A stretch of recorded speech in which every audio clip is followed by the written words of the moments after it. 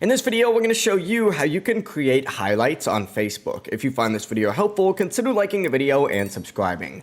Facebook highlights are a great way to feature and organize your past stories on your profile. Here's how you can create them. Begin by opening up the Facebook app and then tapping the menu icon. This is going to be in the bottom right or top right depending on your device. I'm going to go ahead and click on this now and then essentially find your name up at the top and click on it. It's going to take you to your profile page just like so, and you're going to want to go ahead and hit edit profile. Scroll down on this page until you see the highlight section and go ahead and tap try it. Now this is going to give you a bunch of different options, but essentially what you might want to do is scroll through your uploaded photos or uploaded stories and essentially add all of them, or just add the ones that you would like.